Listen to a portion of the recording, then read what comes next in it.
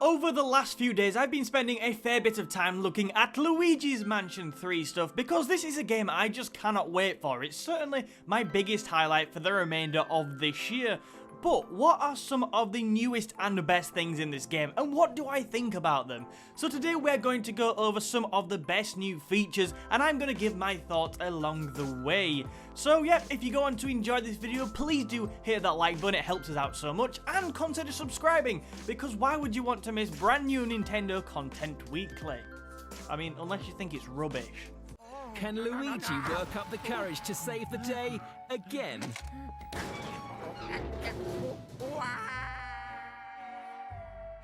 Have you ever wanted to play Luigi's Mansion as a green jelly baby? Well, now you can, although I probably wouldn't eat Gooigi because he's made of goo, so I don't think he tastes very nice. Anyway, the whole concept of Gooigi is pretty sweet. Because of his ability to pass through grates and bars and cross over spikes, for example, his implementation is a perfect way of adding further elements and considerations when solving puzzles and problems. I'm actually a massive fan of it, and the more I think about it, the more I think I'm actually really going to enjoy using this function. Now, if a friend wants to join in with your game and grab a Joy-Con, Gooigi is also the route into couch co-op play, which is one of my favourite bits of the game, because growing up I've always played games like this with my brother and my friends, so being able to just play through this with a friend and one of us plays Gooigi, one of us plays Luigi, is going to be absolutely fantastic. So Luigi has got a pretty tough time ahead of him in this game battling ghosts. So what's his weapon of choice? It is the Poltergeist G00, which is not that intimidating, but it does do lots of cool stuff. So we all know that this is a way of sucking up the weird and wonderful ghosts, and a tool to help you with your puzzle solving problems. However, my favourite part of the whole thing is the ability to slam ghosts around the place, because I'm slightly crazy. I know it sounds a bit cruel, but that's what you get for scaring Luigi and turning him into a real monster. Now, I know some of you out there won't just be satisfied with simply slamming ghosts all over the place, and then there's good news for you because other methods of destroying ghosts by slamming them about are available. You can actually, if you really want to cause some carnage, slam ghosts into other ghosts. That's an interesting way to kill things. And online you can actually double team ghosts if you fancy being really ruthless or you get a particularly big ghost. If any of you out there are thinking, well, I don't really want to just slam ghosts all around the room, is there anything else I can do with the G00? And yes, there is, because the weapon actually has a suction shot. Now, this shot is supposed to be used for clearing furniture out of your paths and things like that, but let's face it, you're going to be firing it at the ghosts' faces.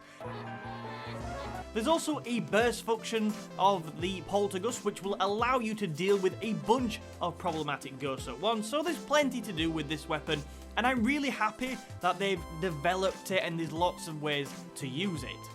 Next up, let's talk about the bosses in the game, which I really love the look of, because some of them just look so quirky in their design, and they're also pretty creepy. Well, as creepy as you can get for a game recommended for ages 7 and above. I'm a bit of a scaredy cat though, so you know, I'll probably be crying my eyes out. So because I based the structure of this video on the UK overview of Luigi's Mansion 3 put on Nintendo's YouTube channel, I will leave a link down in the description, let's talk about the ones they mentioned. So the first one is King McFright, which I think he's like a knight. He looks really good. Well, he's obviously a king, but he's dressed as a knight. He's on his horse. He looks really interesting. Then there's also the pirate shark-inspired Captain Fishhook, which has an eye patch, you know, exactly what you'd think of when you think of a pirate shark. The two bosses I just mentioned looked really good.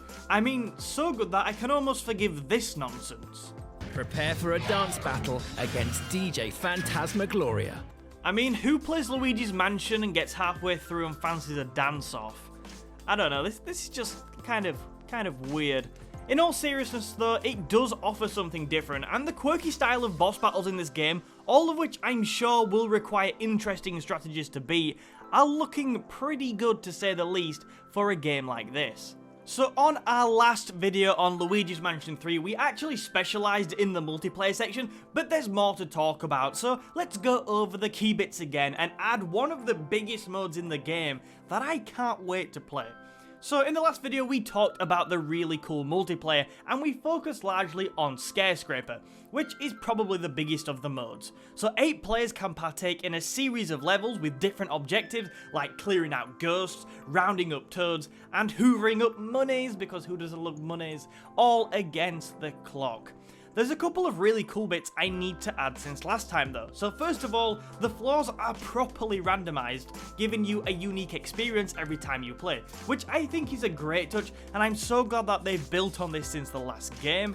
And also the second thing, you can actually play this mode in local play, 2 players to a switch. So instead of needing 8 switches to play this in local online play, you can actually just use 4 switches with 2 people on a switch. Now I know that's pretty basic maths, but I think that's a really nice feature. If your friends and family are too scared to play with you in local online though, you can actually go properly online and take Skyscraper across the globe. The final multiplayer mode to mention in Luigi's Mansion 3, and this is for you and 7 other friends on one console, is Scream Park, which has a pretty interesting name. Now, I'm sorry for not giving this any love in the last video, but I'm actually so positive and so looking forward to this. There's a couple of modes we've seen. There's like ghost hunting, cannon barrage, and coin floating. You'll be able to see what they're all about on the screen now, but they look to be of real quality. All you need is 4 sets of Joy-Cons, so 8 separate Joy-Cons, and in 2 teams, 1 team of Luigis and 1 team of Gooigis, you can battle it out to see who gets the most points at the end of each round. Now, when I looked at this, this very much is the Luigi's Mansion Super Mario Party DLC we never got, so hopefully we can actually get more of these modes in the future, and if they're good, I definitely pay for a few more. So there you have it, some of the key features about Luigi's Mansion 3 on the Nintendo Switch coming at the end of this month. I think it's going to be great. I really can't wait for it, especially those multiplayer modes. What do you think though? Can you not wait for it, or do you think it's going to be rubbish? I don't see how anyone could think it was going to be rubbish, but yeah, just let me know down in the comments what you think, and I can't wait to talk to you down there. We'll be giving our thoughts on the game a few days after release, so if you want to see that and much more Nintendo first-party stuff, remember to hit that like button and subscribe to the channel. Thank you so much for watching, and I will see you in another video soon. Stream holiday too good to be true?